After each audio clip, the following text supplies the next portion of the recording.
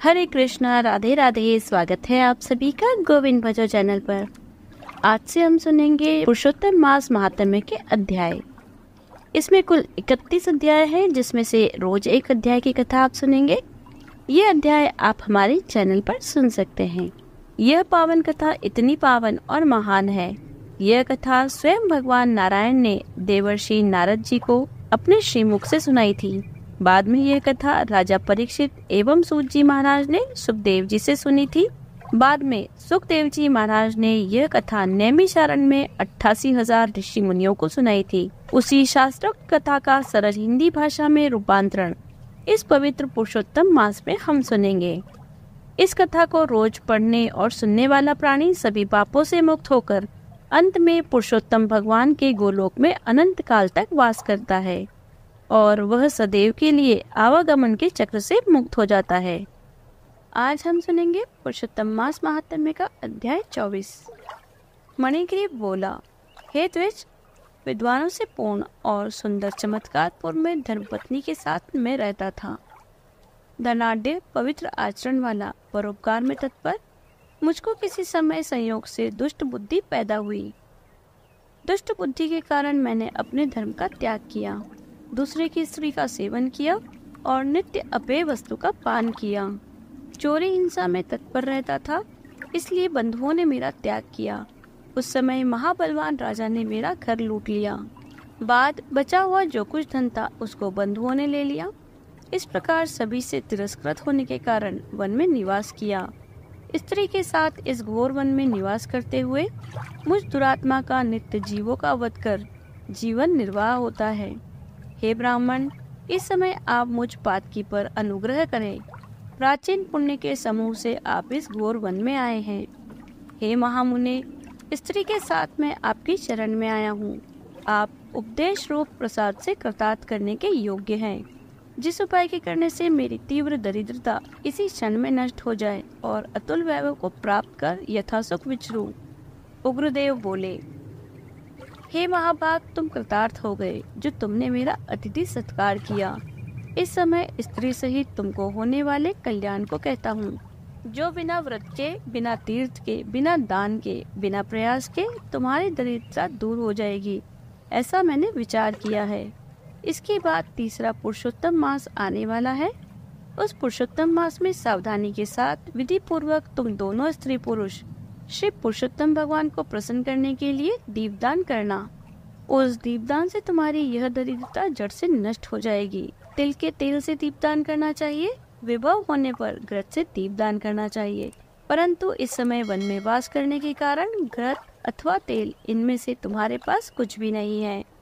हे अनंत मणिग्रीव, पुरुषोत्तम मास भर स्त्री के साथ नियम पूर्वक इंगुदी के तेल से तुम दीपदान करना। स्त्री के साथ इस तालाब में नित्य स्नान करके दीपदान करना। इस प्रकार तुम इस वन में एक मास व्रत करना। तुम्हारे अतिथि सत्कार से प्रसन्न मैंने यह वेद में कहा हुआ तुम दोनों स्त्री पुरुष के लिए उपदेश किया है। विधिहीन भी दीपदान करने से मनुष्य को लक्ष्मी की वृद्धि होती है। यदि पुरुषोत्तम मास में विधि पूर्वक दीपदान किया जाए तो कहना क्या है। वेद में कहे हुए कर्म और अनेक प्रकार के दान पुरुषोत्तम मास में दीपदान की 16वीं कला की भी बराबरी नहीं कर सकते। समस्त तीर्थ, समस्त शास्त्र पुरुषोत्तम मास के दीपदान की 16वीं कला को भी नहीं पा सकते। योग, दान, साख्य, समस्त तंत्र भी पुरुषोत्तम मास के दीपदान की 16वीं कला को नहीं पा सकते। कृच, चंद्रायण आदि समस्त व्रत पुरुषोत्तम मास के दीपदान की 16वीं कला की बराबरी नहीं कर सकते। वेद का प्रतिदिन पाठ करना, गया श्राद्ध, गोमती नदी के तट का सेवन पुरुषोत्तम मास के दीपदान की 16वीं कला की बराबरी नहीं कर सकते। हजारों ग्रहण, सैकड़ों व्यातिपात पुरुषोत्तम मास के दीपदान की 16वीं कला की बराबरी नहीं कर सकते। कुरुक्षेत्र आदि श्रेष्ठ क्षेत्र, दंडक आदि वन पुरुषोत्तम मास के दीपदान की 16वीं कला की बराबरी नहीं कर सकते। हे वत्स, यह अत्यंत गुप्त व्रत जिस किसी से कहने लायक नहीं है। यह धन, धान्य, पशु, पुत्र, पौत्र और यश को करने वाला है। वंध्या स्त्री के पांचपन को नाश करने वाला है और स्त्रियों को सौभाग्य देने वाला है। राज्य से गिरे हुए राजा को राज्य देने वाला है। और प्राणियों को इच्छा अनुसार फल देने वाला है। यदि कन्या व्रत करती है तो गुणी चिरंजीवी पति को प्राप्त करती है। स्त्री की इच्छा करने वाला पुरुष सुशीला और पतिव्रता स्त्री को प्राप्त करता है। विद्यार्थी विद्या को प्राप्त करता है।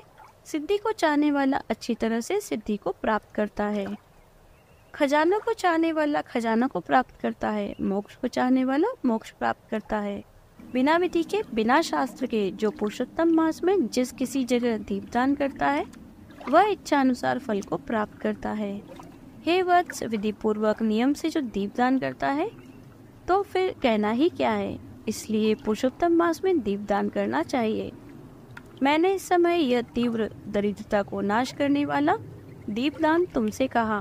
तुम्हारा कल्याण हो, तुम्हारी सेवा से मैं प्रसन्न हूँ। अगस्त्य मुनि बोले। इस प्रकार वह श्रेष्ठ ब्राह्मण मन से 2 भुजा वाले मुरली को धारण करने वाले श्री हरि भगवान का स्मरण करते हुए प्रयाग को गए। वे दोनों अपने आश्रम से उग्रदेव के पीछे जाकर उनके पास कुछ मास पर्यंत वास करके प्रसन्न मन हो दोनों स्त्री पुरुष उग्रदेव को नमस्कार कर फिर अपने आश्रम को चले आए। अपने आश्रम में आकर भक्ति से पुरुषोत्तम मास में मन लगाकर ब्राह्मण की भक्ति में तत्पर उन दोनों स्त्री पुरुष ने 2 मास बिताया। 2 मास बीत जाने पर श्रीमान पुरुषोत्तम मास आया। उस पुरुषोत्तम मास में वे दोनों गुरु भक्ति में तत्पर हो दीपदान को करते हुए आलस्य को छोड़कर वे दोनों ऐश्वर्य के लिए इंगुदी के तेल से दीपदान करते रहे। इस प्रकार दीपदान करते उन दोनों को श्री पुरुषोत्तम मास बीत गया। उग्रदेव ब्राह्मण के प्रसाद से शुद्धांतकरण होकर समय पर काल के वशीभूत हो इंद्र की पुरी को गए। वहां होने वाले सुखों को भोग कर पृथ्वी पर भारत खंड में उग्रदेव के प्रसाद से श्रेष्ठ जन्म को उन दोनों स्त्री पुरुष ने धारण किया। पूर्व जन्म में जो तुम्रक की हिंसा में तत्पर मणिग्रीव थे वह वीरबाहु के पुत्र चित्रबाहु के नाम से प्रसिद्ध राजा हुए। इस समय चंद्रकला नामक जो तुम्हारी स्त्री है वह पूर्व जन्म में सुंदरी नाम की तुम्हारी स्त्री थी। पतिव्रत धर्म से यह तुम्हारे अर्धांग की भागिनी है। जो स्त्री पतिव्रता होती है वे अपने पति के पुण्यों का आधा भाग लेने वाली होती है। श्री पुरुषोत्तम मास में इंगुदी के तेल से दीपदान करने से तुमको यह निष्कंटक राज्य मिला है। जो पुरुष पुरुषोत्तम मास में घृत से अथवा तिल के तेल से अखंड दीपदान करते हैं तो फिर कहना ही क्या है। पुरुषोत्तम मास में दीपदान का यह फल कहा है, इसमें कुछ भी संदेह नहीं है। जो उपवास आदि नियमों से श्री पुरुषोत्तम मास का सेवन करता है तो उसका कहना ही क्या है। वाल्मीकि मुनि बोले। इस प्रकार अगस्त्य मुनि राजा चित्रबाहु के पूर्व जन्म का वृतांत कहकर और राजा चित्रबाहु से किए गए सत्कार को लेकर तथा अक्षय आशीर्वाद देकर चले गए। यहाँ पुरुषोत्तम मास महात्म्य का 24वां अध्याय समाप्त होता है। यदि आपको वीडियो अच्छी लगी हो तो लाइक कीजिए, ज़्यादा से ज़्यादा इसे शेयर कीजिए। यदि आप चैनल पर नए हैं तो चैनल को सब्सक्राइब कर लीजिए, बेल आइकन को प्रेस कर दीजिए जिससे आने वाले नए वीडियोस की नोटिफिकेशन आपको तुरंत मिल जाए। यदि आपने पुरुषोत्तम मास महात्म्य के पिछले अध्याय को अब तक नहीं सुना है तो डिस्क्रिप्शन में उनका लिंक दिया हुआ है, आप वहां जाकर उन्हें सुन सकते हैं। मिलते हूँ आपसे अगले वीडियो में, तब तक बने रहिए गोविंद भुजा चैनल पर। हरे कृष्णा, राधे राधे।